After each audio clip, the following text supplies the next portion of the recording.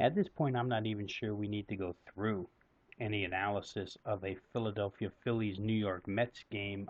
Last night, the Mets won for the 13th time in 14 games this season. Tonight, it's game 901, 902, the top of your card. Aaron Harang coming from the right side for the Phils, John Neese coming from the left side for the Mets. A couple of guys that have gone opposite directions over their last five starts as far as win-loss record is concerned. Harang's 0-3 over his last five. Neese is 3-0. You can certainly find flaws in the Philadelphia Phillies, so if you don't want to just mechanically play the Mets, if you can't get to the window just off the fact that they won 13 of 14 this season, you can point to the fact that Aaron Harang has posted an 8.04 ERA in his last 28 innings. He's got a 1.82 whip in his last 28 innings. He's only struck out 10 batters in his last 28 innings. He's allowed 7 home runs in his last 28 innings. The Mets, even without left-handed power hitter Lucas Duda in the lineup, I think he's scheduled to come off the DL end of the week, but even without him, they've been able to produce offensively, and they've certainly done the job against the New York Mets this season. Against the Philadelphia Phillies this season. The Mets, with John Neese on the hill from the left side, Philly does have pretty good numbers against left-handed pitching as far as their offense is concerned this year. They're a 260 hitting team with a 705 OPS. I don't know that it's enough to get a victory here, to score enough off of John Neese in this game.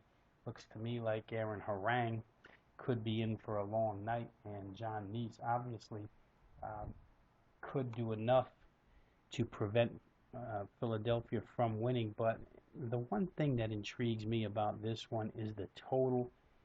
Neese, for what it's worth, hasn't been great his last two games. He's had some real nice offensive support in his last two games. The Mets won them. Neese is 1-0 with a no decision. Both games went over. In fact, his last three starts have gone over the total. John Neese, in his last 11 and a third innings, which spans two starts, his most recent two starts, he's given up 16 hits and 12 earned runs. With the Phillies' ability to hit left-handers, I think they can put up some runs here tonight. You combine that with what we just said about Aaron Harang and how poorly he's performed over his last 28 innings, and it really does lead you right to the over in this one. Take a look at the total. It opened 8 under minus 120. Currently sits at 8 minus 110. I think there's a lot of value in that particular number, 8 minus 110. To me, this game has every possibility of getting to 9 runs. Jim Wolf, the home plate umpire here, he's 13 and 10 over under this season. Of his 23 home plate assignments, 13 have gone over. On average, his games score 8.3 runs per game. It's a decent, about an average strike caller here at 64.4%, but I think indications really do signal a play on the over here. Neese and the Mets, as I mentioned, have really owned the Phillies, and they haven't had a lot of trouble scoring against the Phillies.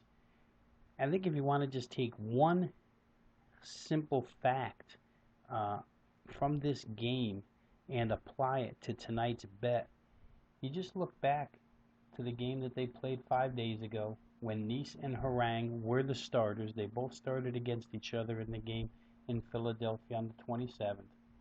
And Harang got hit hard. Neese got hit hard. I don't see any reason why that's going to change here. I think that 8 runs, a little bit low. September weather conditions aren't going to hinder the scoring in this one. It's very, very hot and humid on the East Coast. So I'm going to go ahead and take a flyer on this game up and over the 8 runs.